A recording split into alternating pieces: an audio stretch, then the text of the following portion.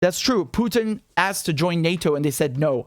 So why? If it's a defensive organization, why don't you want Russia in there, man? Come on. You're taking, all these countries, 30 countries in total. You don't want Russia? That's stupid. That's really, really stupid, honestly. Because the technology that Russia has, having Russia in NATO, this is great because you basically, bring them under your wing.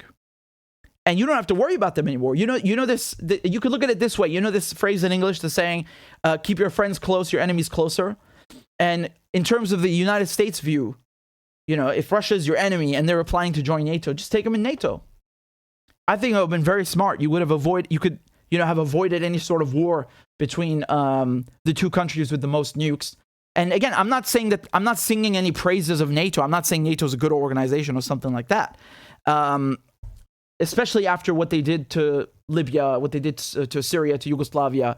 You could make some arguments for NATO in the Cold War for sure. You could say, look, man, they need to defend themselves against the Soviets and all this. Yeah, fine. I get that. And they had their own version of the Warsaw Pact. Fine. I understand. But after that, you didn't need to keep it. Russia didn't keep the Warsaw Pact.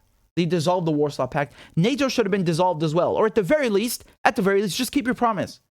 Just keep your promise that you're not going to expand past Germany. This was the promise given by the Western diplomats to the Russians. It's in the minutes of a meeting that they had in 1990 during the 2+4 negotiations, where they were basically trying to reunite Germany. The Western diplomats told the Russians that they accept.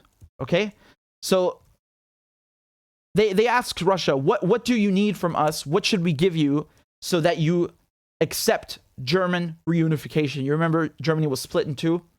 And this is what the Russians said. They said, we will support German reunification as long as you don't expand NATO. That's not me saying that. You literally have the minutes from the meeting right here. So this is history. This is a historical fact on paper. Okay? So this is from the Western diplomats. Said, we had made it clear during the 2+4 negotiations that we would not extend NATO beyond the Elbe. We could not, therefore, offer membership of NATO to Poland and the others.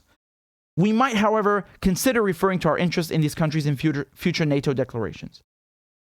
Do you see how clear this is?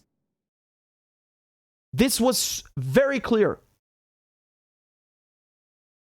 So don't come here and say this is a pro-Russia talking point. What do you mean?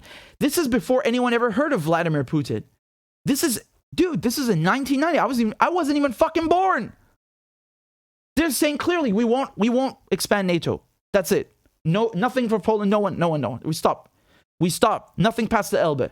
That's what they told the Russians. Did I make that up, or is that a fucking historical fact? So how is bringing that up pro-Russia? What is it pro-Russia? It's just literally a presentation of a historical document, and I'm criticizing Western government's failure to keep their own word.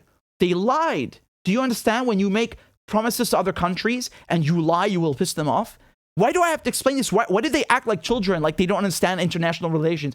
Don't play fucking stupid with me. You know exactly what this is. You just don't like it.